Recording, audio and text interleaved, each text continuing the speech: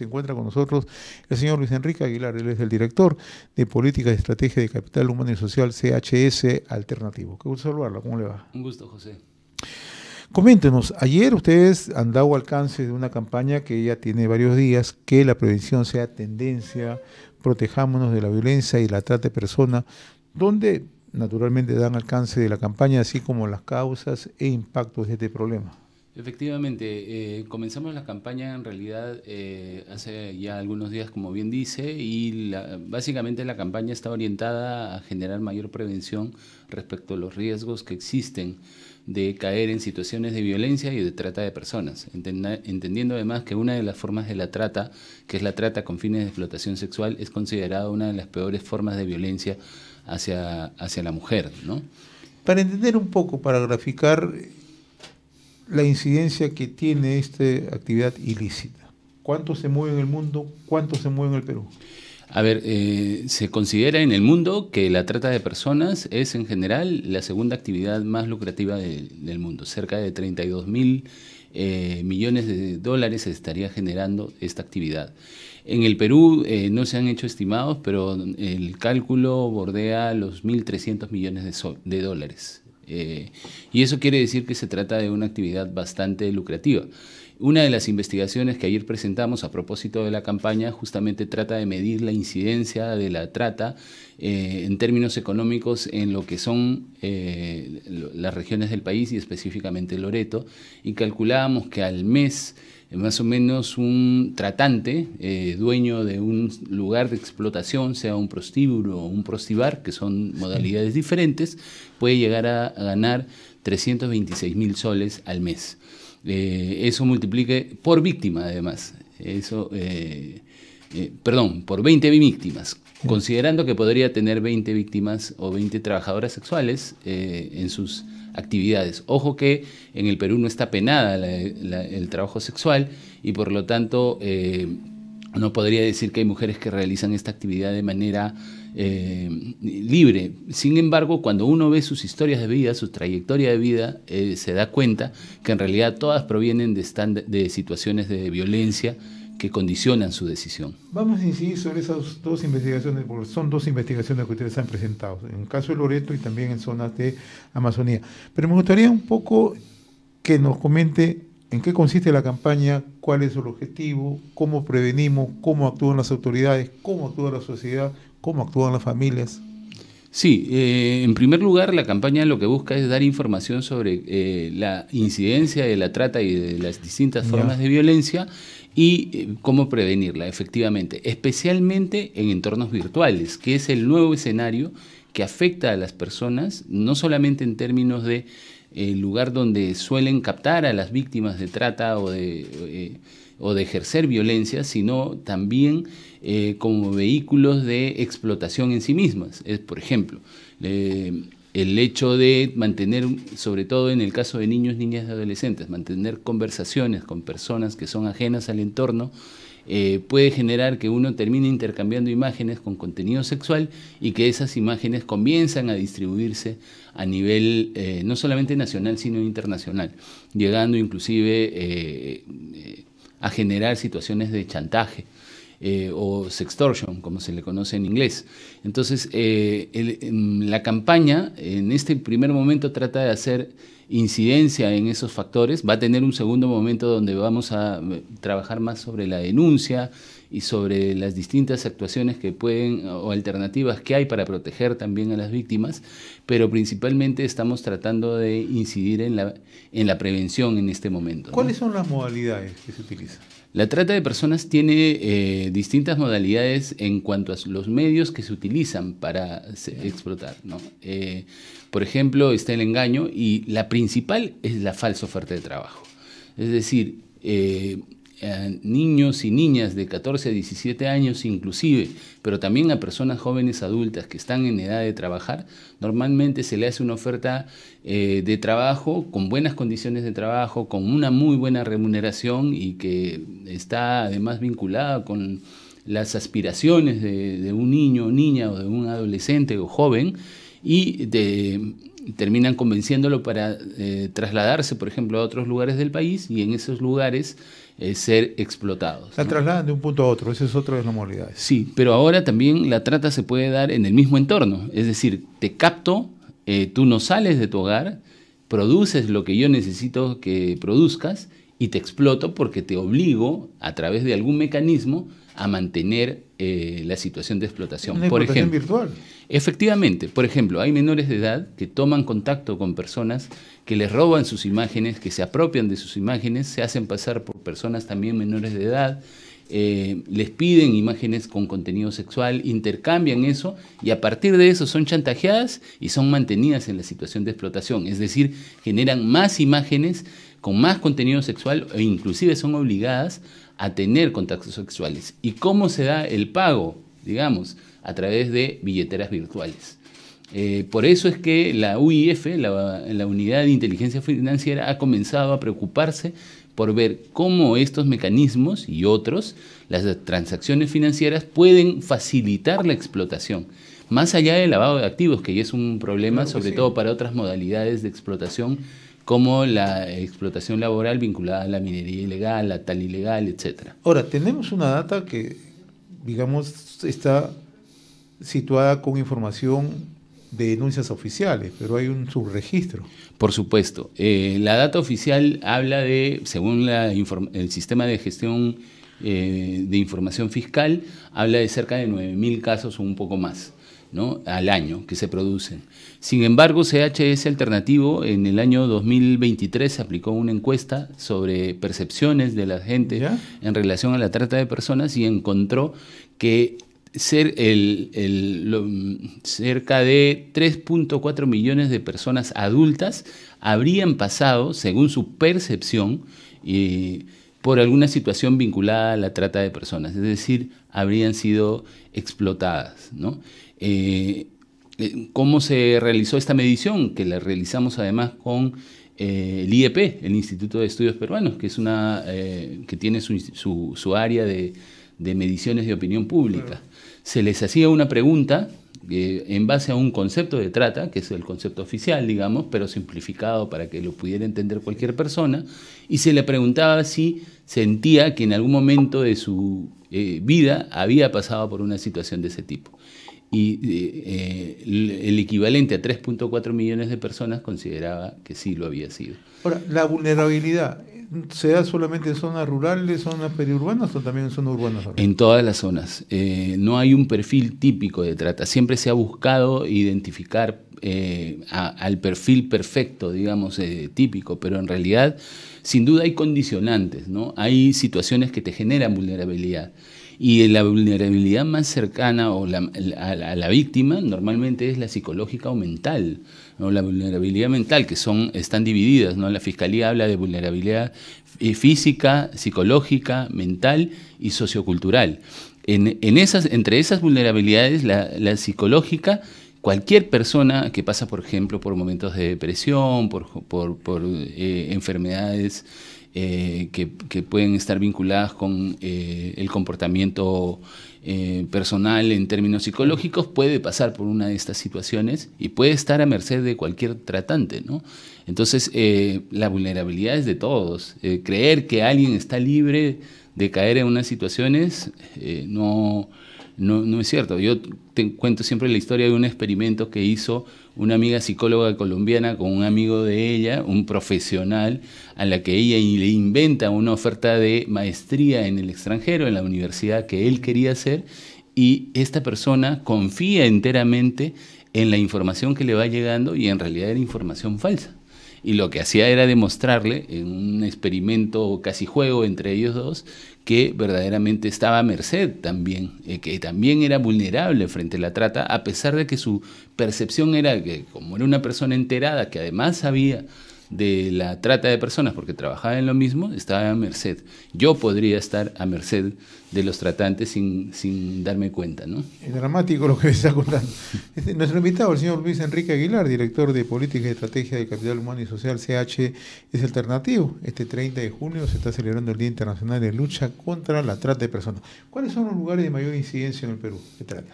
Depende de lo que usted pregunte. Si en lugares de captación, por ejemplo, uno de los lugares más, digamos, de mayor referencia es sin duda el área, por ejemplo, en Cusco, de Urcos.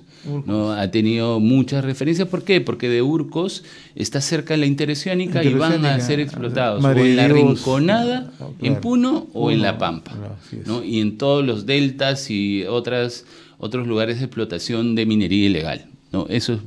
Pero, por ejemplo, en algunas investigaciones que hemos estado haciendo, hemos visto que en Loreto hay mucha explotación de comunidades indígenas en narcotráfico, en la triple frontera, claro, en minería ilegal, en la zona de Requena y también en la zona de explotaciones de tala ilegal, ¿no? Usted ha puesto el dedo en la llaga, la minería ilegal. ¿Cómo, o sea, existe este nexo entre trata y minería ilegal? ¿Y cuáles son los puntos que ustedes han podido detectar en las investigaciones? Porque ustedes permanentemente hacen investigaciones sobre este tema, ¿no? Las incidencias. Ha mencionado el tema de la Rinconada, el tema de La Pampa en Madre de Dios, o Guaypeto en Madre de Dios. También le puedo mencionar lo que puede estar ocurriendo en estos momentos en zonas altoandinas, en La Libertad, ¿no? O lo que puede estar ocurriendo en Suyo, en Sapillica, en Piura, o lo que puede estar ocurriendo en Arequipa, en zonas de Caravelí, Chala, o en otros puntos del país. ¿Cuál es esta relación, este nexo entre minería ilegal y trata de personas? A ver, hay dos nexos, claramente.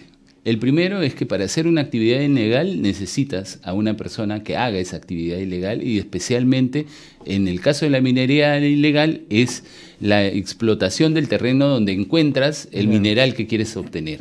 En el caso del oro, por ejemplo, necesitas a alguien que maneje la draga, que mezcle el mercurio con la arena que va saliendo, y ahí hay trata con fines de explotación laboral.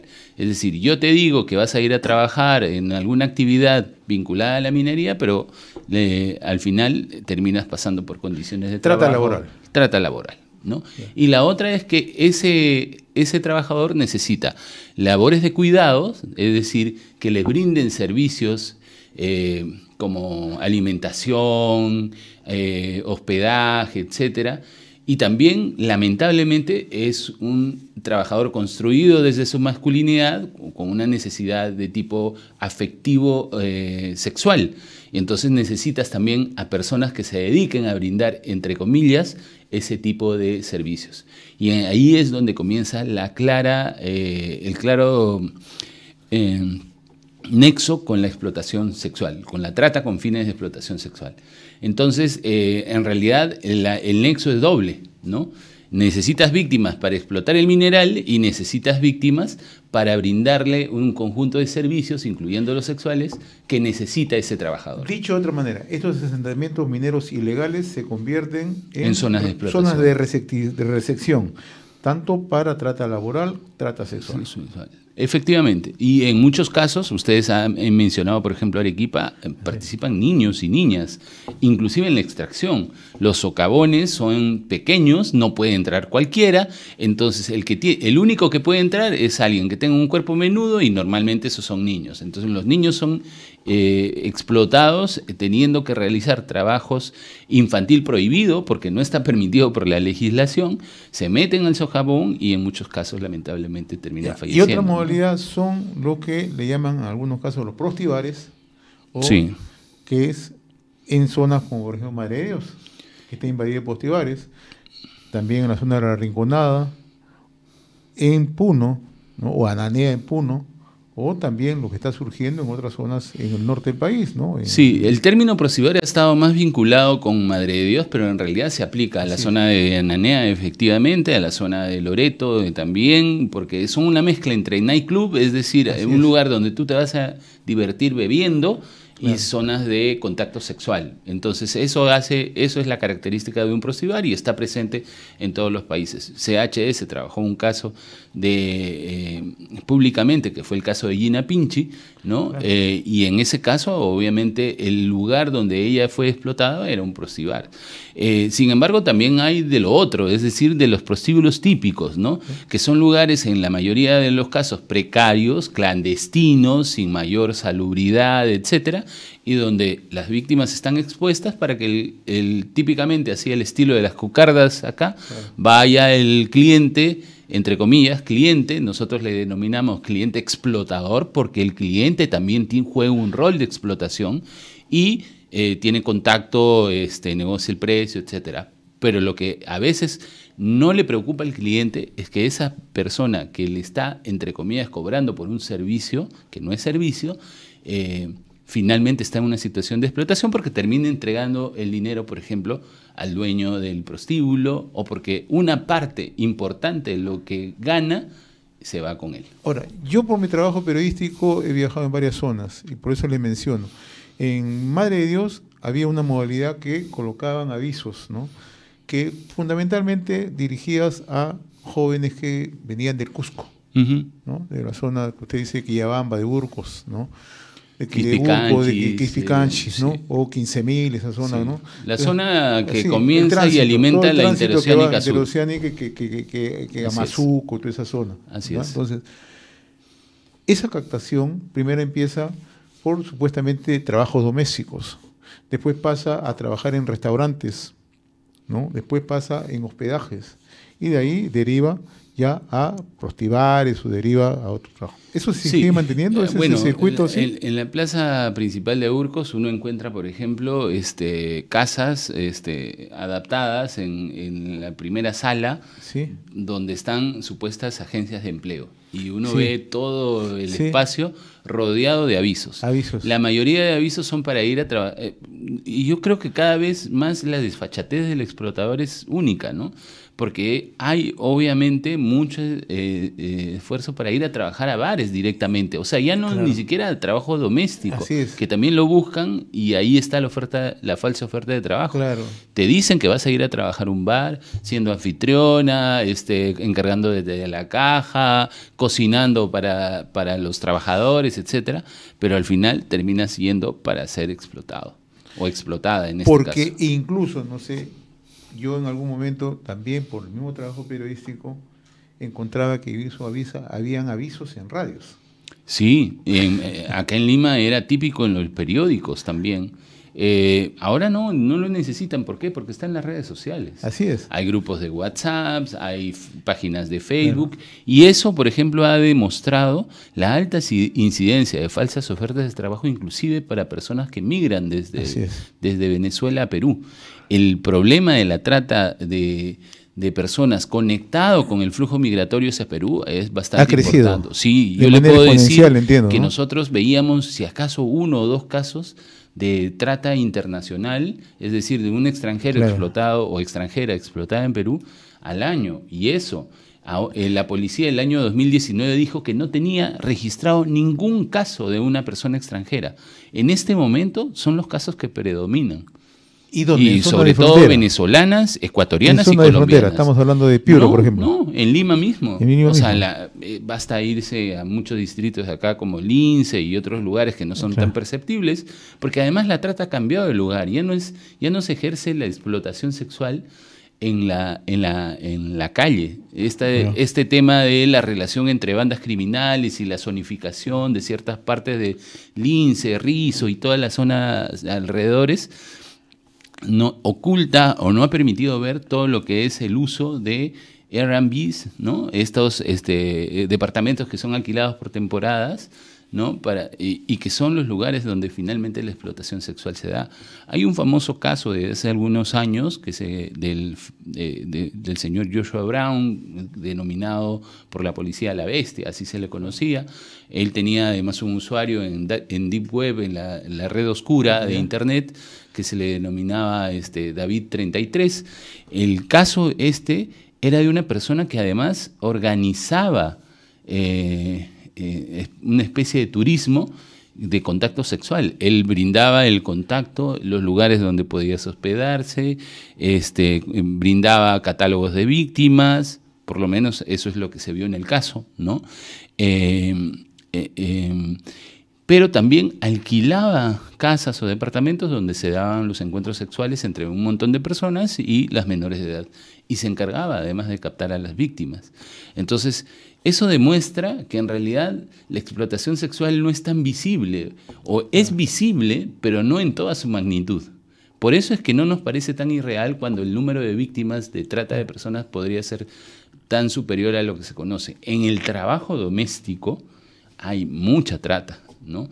Basados en prácticas culturales que han quedado en desuso, como el padrinazgo, pero que existen todavía, no predominan como antes, pero todavía existen, y no basta, digamos, no creo que no haya una casa donde en algún momento de la trayectoria de vida de las personas que han vivido ahí no han tenido a una ahijada, un sobrino político, etcétera, que ha venido y ha trabajado en el servicio doméstico o con labores complementarias y que no han ido al colegio, no han ido a estudiar, etcétera, a pesar de que esa era la oferta o ese era el compromiso con los padres. No quiero dejar de lado, ustedes han presentado 2 investigaciones, una sobre explotación sexual en Loreto. ¿Cómo opera este negocio ilícito en la región de Loreto? Hay distintas maneras, ¿no? Una de las cosas que ha constatado la investigación son las distintas actividades vinculadas a lo que se conoce como una cadena productiva de la explotación, ¿no? Es decir, en todo Loreto. En todo Loreto. El típico circuito es captación, traslado, acogida, recepción y retención, ¿no? Y finalmente la explotación, ¿no? Sin embargo, hay algunas características. Por ejemplo, la captación normalmente se da en comunidades indígenas, ¿no? ¿Comunidades nativas? ¿Sí? Claro, es que a veces nos olvidamos que Iquitos está pegado a territorios Cucama, por ejemplo, claro, ¿no? Entonces, claro, en el típico, en la típica visión de nuestra, son partes integrantes de la población de Iquitos, pero en el fondo tienen un origen indígena. Pero eso mismo pasa en zonas aguajún. Hemos visto el nivel de violencia recientemente expresada en Condorcanqui, pasa también en zonas ticuna, etcétera, ¿no? En los Matsé también sucede. Y lo que hacen los tratantes es captar a la víctima ahí por distintas modalidades y trasladarlas a zonas como el lugar de Iquitos, ¿no? Donde en el trayecto van quebrando o rompiendo la dignidad de la persona. Por ejemplo, en un lugar determinado comienza la violencia física. En la trayectoria, pues estamos hablando de días de camino, en bote, comienza la violencia sexual. Entonces, cuando la víctima llega a la ciudad de Iquitos, ya llega desprotegida de cualquier derecho, cualquier nivel de dignidad. Han roto su dignidad. Eso lo dijimos el año 2016, una investigación que se llamó Rutas de la Trata en la Amazonía peruana.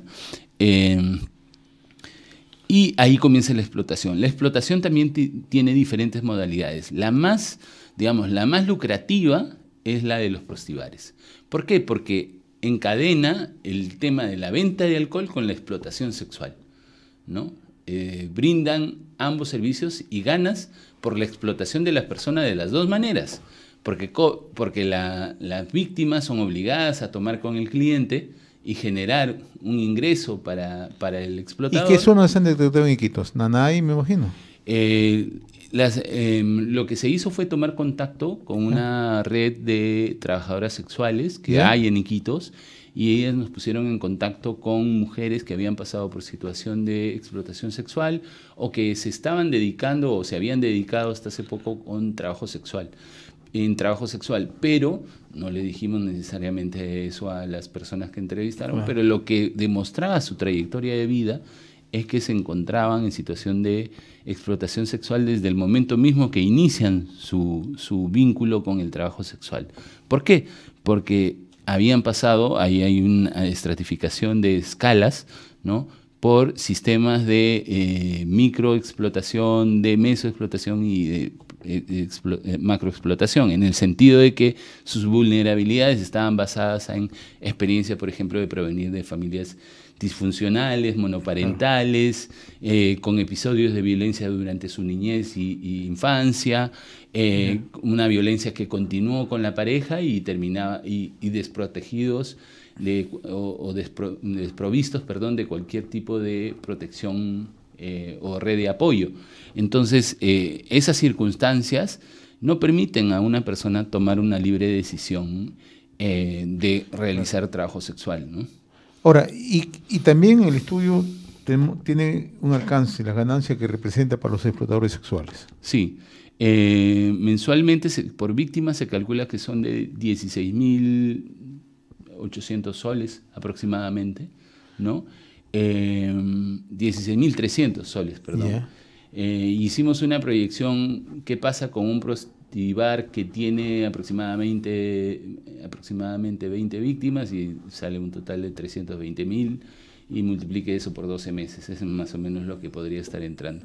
Que no es irrisorio. Cuando hemos hecho lo mismo, por ejemplo, para los ingresos en torno a la explotación de personas que han sido explotadas en minería ilegal, estamos hablando de que la persona por víctima puede llegar a obtener 450.000 soles, ¿no?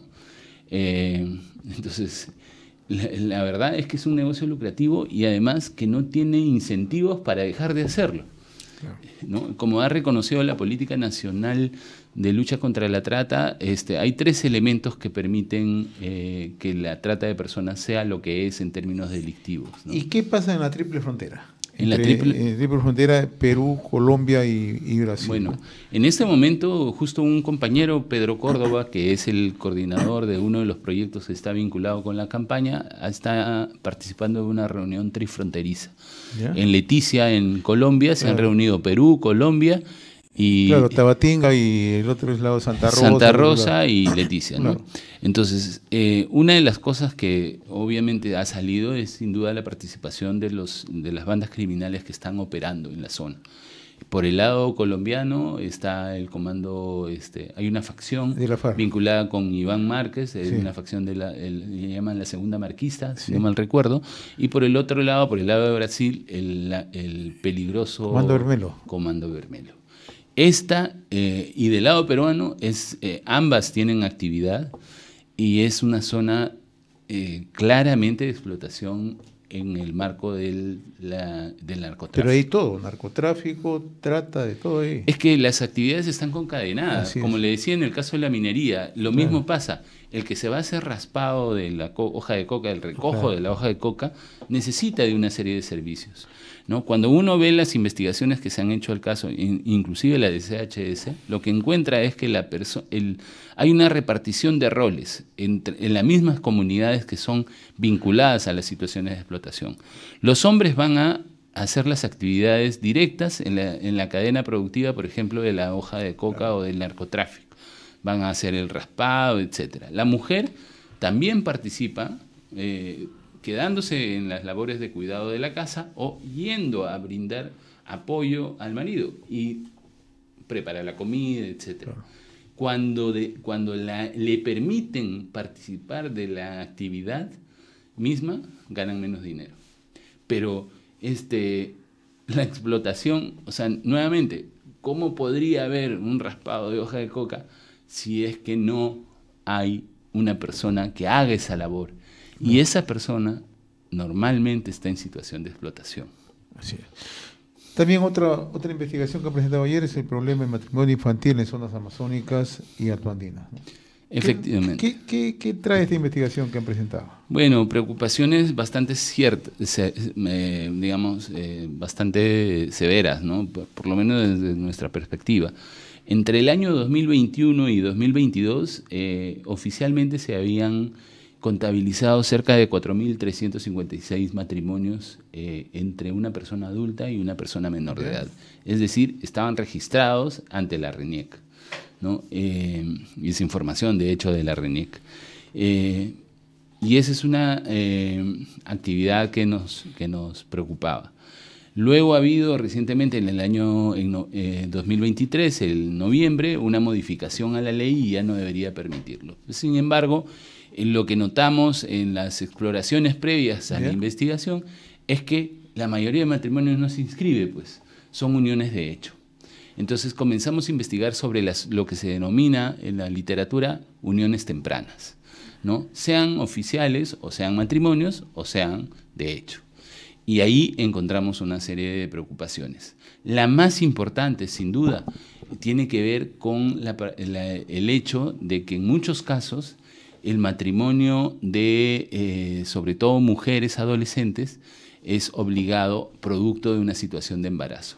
Es decir, hay una alta tolerancia, hay una alta creencia de que se resuelve el problema casando a la víctima, a la niña o adolescente, con el padre progenitor. Y no importa si esa relación sexual ha sido consentida o ha sido fruto de una agresión o violación sexual. Lo importante es qué beneficio deja para la familia. O resuelve, entre comillas, el problema del embarazo, o inclusive permite que la familia tenga acceso a algún beneficio de tipo económico, ¿no? Y ahí está la zona gris, por decirlo de alguna manera, aunque cada vez más clara, respecto a la relación entre uniones tempranas y explotación sexual. Porque la explotación sexual de niños, niñas y adolescentes está basada en el hecho de obligar a un niño a mantener relaciones sexuales en contra de su voluntad y recibir un beneficio a cambio. No dice que tenga que ser dinero, ¿no? Y entonces, en este caso, podríamos estar ocultando situaciones no solamente de violencia sexual, sino de explotación sexual. Muy bien, señor Luis Enrique Aguilar, director de Política y Estrategia de Capital Humano y Social CHS Alternativo. Yo le agradezco la amabilidad, información bastante minuciosa, bastante pormenorizada sobre un tema en el cual tenemos que poner mucha atención, como es la lucha contra la trata de personas, ¿no? Y cómo esta modalidad va cambiando, un poco se va sofisticando con el tiempo, pero va afectando más, no solamente el Perú, sino en el mundo. Le agradezco la gentileza. No, muchas gracias a usted, José.